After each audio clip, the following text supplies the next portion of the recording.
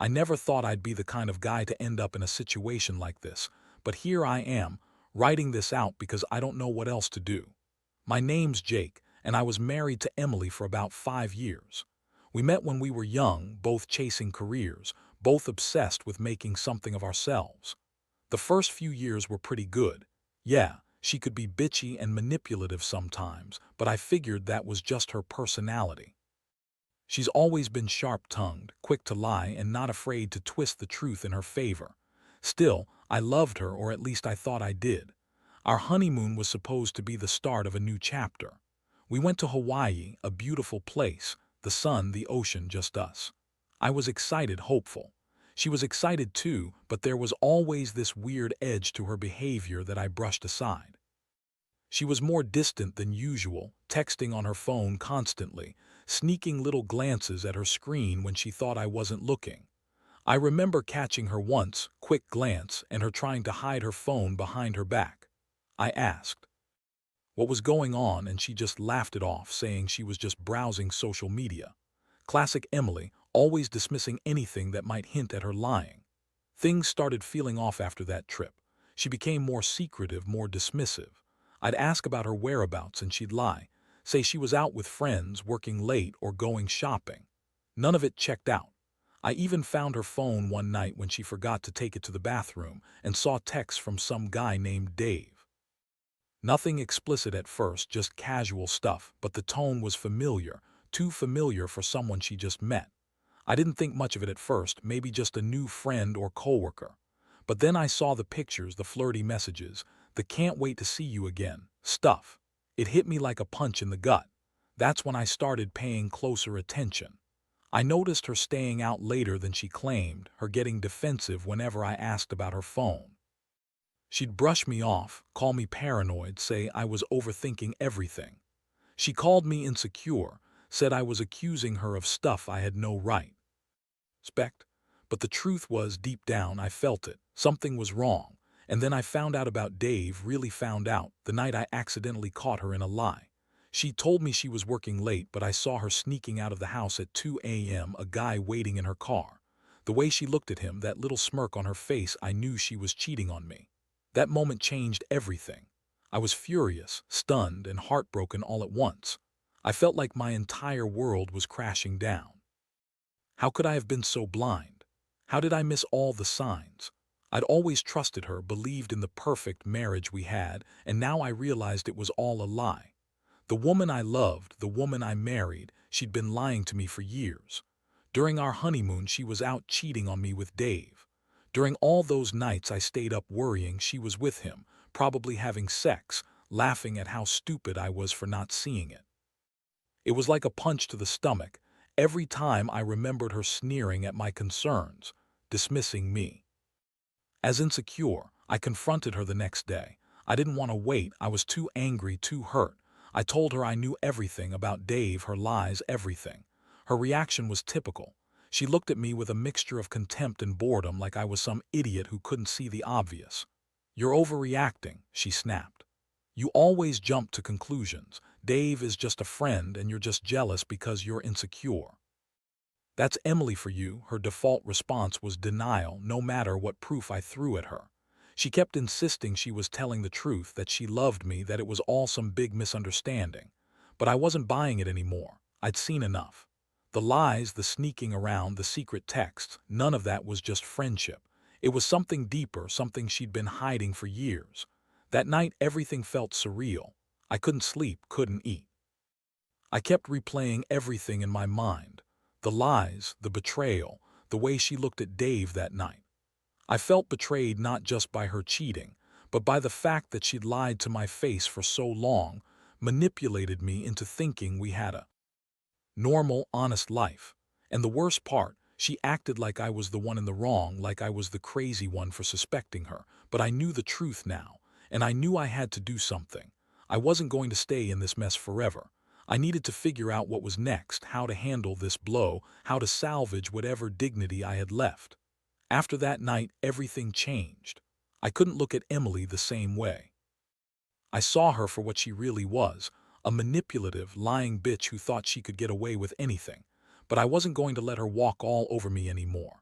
I needed a plan, something calculated and precise because I knew her type. She was the kind of woman who would deny everything, spin stories, and try to turn the tables. I had to be smart about this. I started digging deeper. I went through her phone again, looking for anything I might have missed. I found more texts from Dave, some pictures of her in bed, her sneaking out at night with her phone hidden. She had a whole secret life I never knew about. But I wanted more than just evidence. I needed leverage. I wanted her to feel what I was feeling, utter betrayal, intense anger, and that sickening sense that she had been lying to my face for years. I also noticed her behavior shift. She was colder, more aggressive. When I confronted her about the texts, she'd snap back, call me paranoid or insecure. She started accusing me of cheating too, which made me laugh bitterly. She's the one sneaking around, and now she's pointing fingers at me. Classic. I knew her game. She was trying to make me doubt myself, to make me feel guilty for catching her, but I wasn't falling for it. I decided I'd catch her in her own lies, embarrass her, and make her regret ever crossing me. One day I set up a little trap. I made sure I knew her schedule, watched her routine, and then I followed her.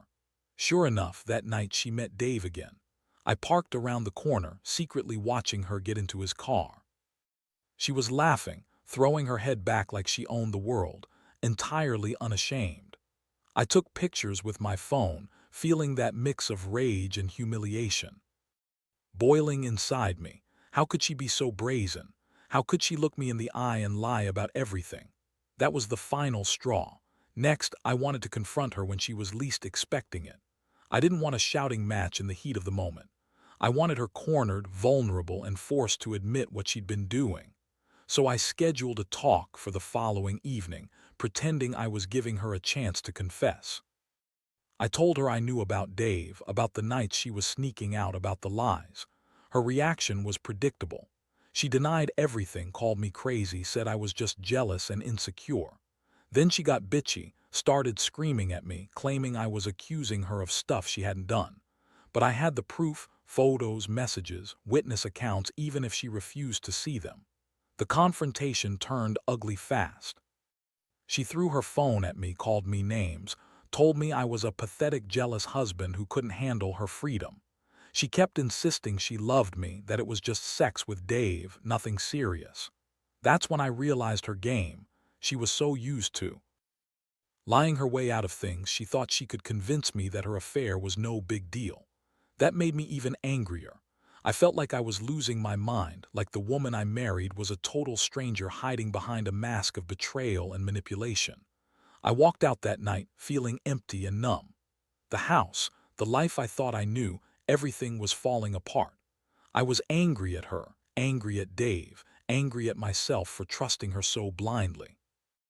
I kept thinking about all those years we were supposed to be building a future, only to find out she was just using me as a cover to cheat and lie. The worst part was knowing she'd been lying so convincingly, acting innocent and hurt every time I questioned her. But I wasn't falling for her lies anymore. I saw right through her now, clear as day. And I knew I needed to decide what to do next, because this wasn't just about catching her cheating. It was about reclaiming my dignity, my sanity, and figuring out how to move forward after such a brutal betrayal. After that confrontation, I knew I had to take control of the situation. My mind was racing with possibilities, ways to hurt her back, ways to make her feel what I felt, betrayed, humiliated, and furious. I wasn't planning to just walk away and pretend everything was fine. No, I needed her to feel the consequences of her actions, to understand that her lies and cheating weren't going to be swept under the rug. So I started gathering evidence, not just for my own peace of mind, but to ensure I had the upper hand. I hired a private investigator. It wasn't something I ever thought I'd do in my life, but desperation pushes you to extremes. The pie confirmed everything I already suspected. Emily and Dave had been seeing each other for months. Dates, secret meetings, hotel stays, nothing was left to doubt.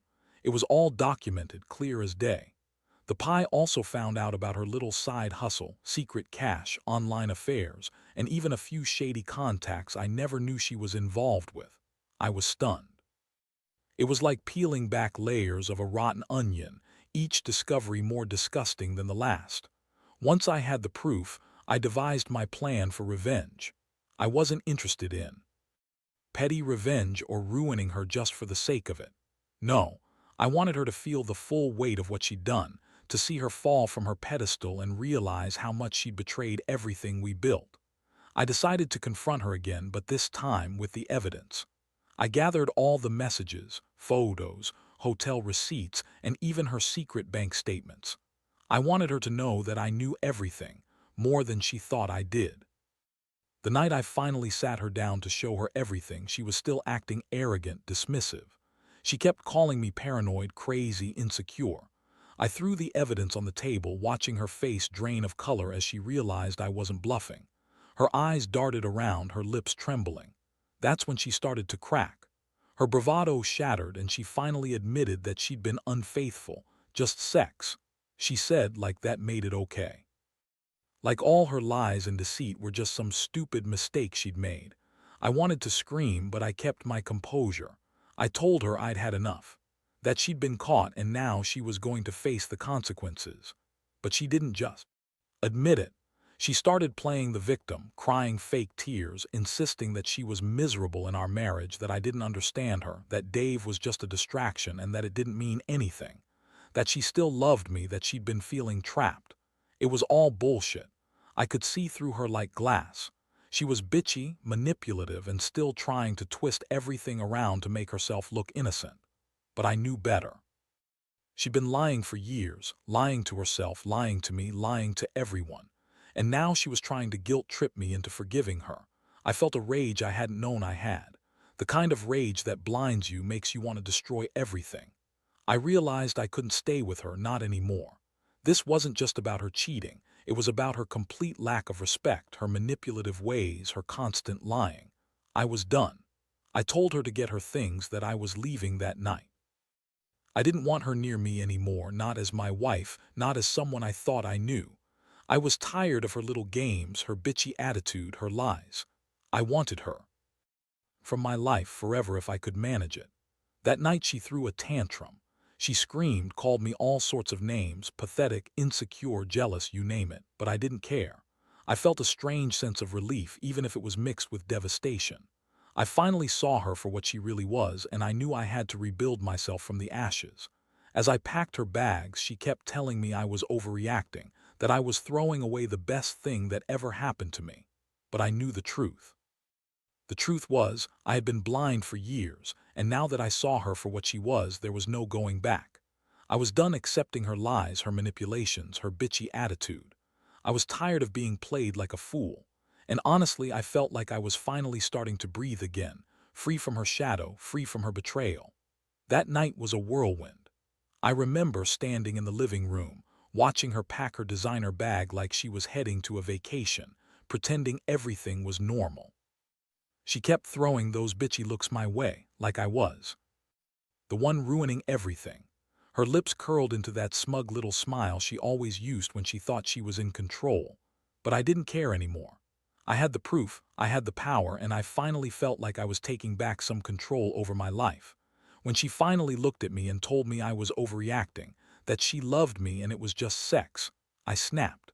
I told her that her just sex was with my best friend Dave, and that she'd been lying to me for years.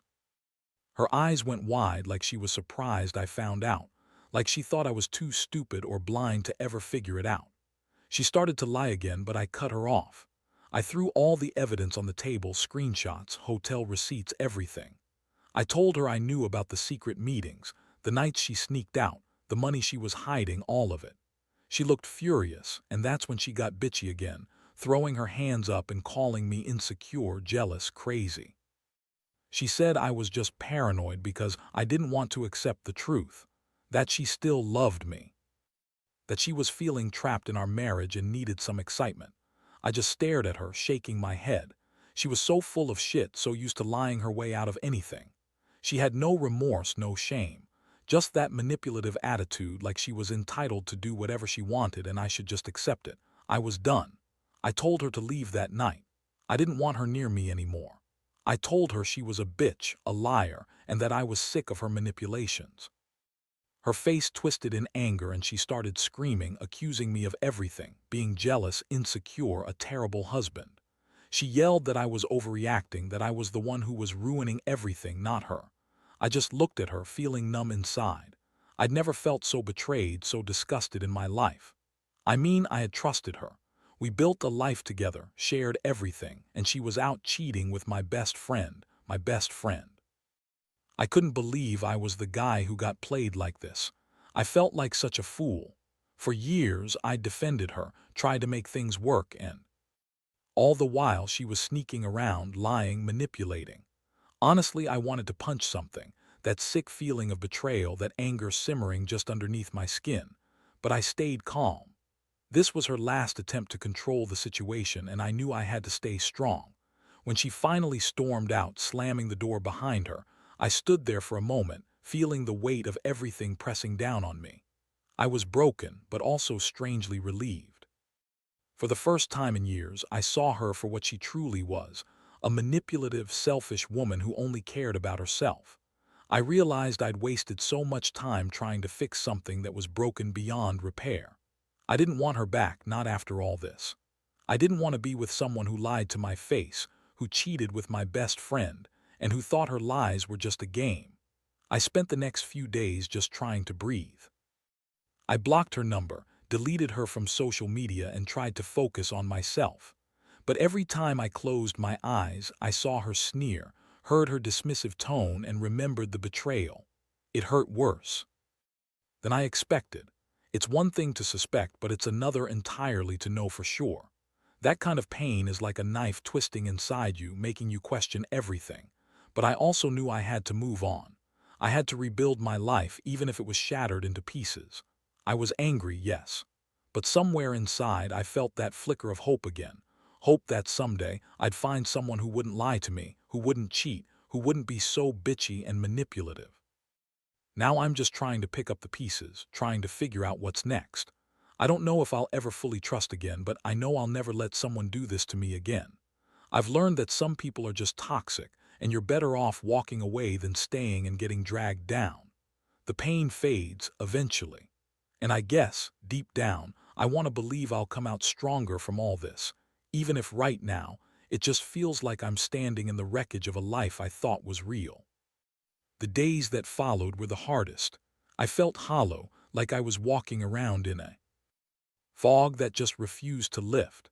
Every little thing reminded me of Emily, her scent on my pillow, her favorite coffee mug still sitting on the counter, the way she used to laugh at her own bitchy jokes. It all felt like a cruel joke, like I'd been played for a fool for years. I kept replaying everything in my mind, her lies, her sneers, Dave's smug face. It made me furious, but also deeply sad. I had invested so much in that relationship, and now it was just gone. I couldn't sleep. Every night I'd lie awake, staring at the ceiling, trying to process what had transpired. I wondered how I could have missed all the signs, how I'd been so blind to her manipulations. I started questioning everything, my judgment, my instincts, my ability to love and trust. The worst part was knowing she'd been so bitchy and dismissive of me, even as she was cheating behind my back. She never once considered how much she was hurting me, how her lies were destroying everything we had. One thing I learned was that betrayal doesn't just hurt, it leaves you with a bitter taste of distrust that's hard to wash away. I felt like I was walking around with a broken heart, trying to keep it together. I talked to some friends, and surprisingly, most of them told me I was better off without her. That she was a manipulative, lying bitch who didn't deserve my loyalty. Still, hearing it wasn't enough. You can't undo what's been done overnight. The scars are deep, and I knew I'd carry this pain for a long time. I also took some time to reflect on what I wanted to do next. Staying in that house, in that life, felt impossible. Everything reminded me of her. I decided I'd move out, get a new place, and start fresh. I wanted distance, not just physically but emotionally. I knew I needed to cut ties with Emily completely if I wanted to heal. So I started packing slowly but steadily. I threw away her clothes, her makeup, her stuff. It was like shedding a part of myself I didn't recognize anymore. Every item I threw out felt like a small victory, like I was reclaiming a little bit of my life. Meanwhile, Emily kept trying to contact me, calling, texting, even showing up at my office once. I ignored her. I knew she was trying to manipulate me, trying to guilt me into taking her back. But I also saw through her game now. She was so bitchy and entitled, acting like everything was just a huge misunderstanding. That's her default: deny, lie, manipulate. I wasn't falling for it anymore. I had the evidence, the truth, and most importantly, my dignity. I refused to let her make me the villain in her story. As I moved out, I realized how much I'd been holding onto: anger, pain, betrayal. But I also felt a strange sense of relief. For the first time in years, I was finally in control of my own life. No more lies, no more manipulations, just me starting over. I knew it wouldn't be easy. Trusting again would take time, maybe even years. But I was determined to rebuild, to find someone genuine who wouldn't lie or cheat or act like a bitch when things got tough. Looking back, I understand now that some women can be so good at pretending, so good at hiding their true selves. Emily was one of those. She played her game so well, I didn't see the signs until it was too late. But I also learned that honesty, even when it hurts, is better than living a lie. I don't regret confronting her, even if it hurt like hell. It was necessary. I had to see the truth so I could finally let go. If I can give anyone advice from this mess, it's this: trust your gut. If something feels off, it probably is. Never ignore the signs, and don't let anyone manipulate you into thinking you're crazy for suspecting. And most importantly, don't stay somewhere or with someone who doesn't respect you or who constantly lies to your face. The pain will fade, but the lessons will stay with you for a lifetime. I may be wounded, but I'm alive, and I'm ready to rebuild. Now, sitting here reflecting on everything, I realize I've gone through something that no one should ever have to experience: trust shattered, betrayal exposed, a marriage destroyed. But out of all the chaos and heartbreak, I've learned a few things. First, trust your instincts. If something feels wrong, don't brush it aside hoping it will go away. Usually, it won't. Second, never allow anyone to manipulate or lie their way into your life, no matter how attractive or charming they seem. And third, you don't have to stay in a situation that's abusive, emotionally, psychologically, or otherwise.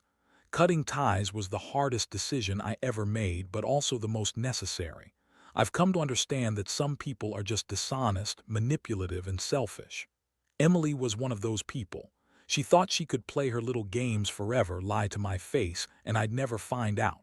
Well, she was wrong. The truth always finds a way to come out, no matter how much you try to hide it. And when it does, it changes everything. It's ugly, painful, and leaves scars. But it also clears the way for something better, something genuine and real. I'm slowly rebuilding my life now. I've started therapy because I need to process everything: her betrayal, her bitchy attitude, the way I let myself be blind for so long. It's a long road ahead, but I'm determined to heal. I want to trust again someday, but I'll do it cautiously. No more rushing into commitments, no more blind faith. I'll take my time, learn to love myself first, and be smarter about who I let into my life. In the end, I don't regret confronting Emily. I don't regret catching her cheating, even if it's the most painful thing I've ever done. Because now I see her for who she really was: an insecure, manipulative woman who thought she could get away with anything. And I see what I need to do: move on. Not just physically, but emotionally. Forgiveness isn't for her, it's for me. To let go of the anger, the pain, and the betrayal so I can finally start living again. So to anyone going through something similar, I'll say this: don't waste your energy trying to fix what's broken beyond repair. Sometimes the best thing you can do is walk away, pick yourself up, and rebuild from the ground up. It'll hurt like hell, but it's worth it.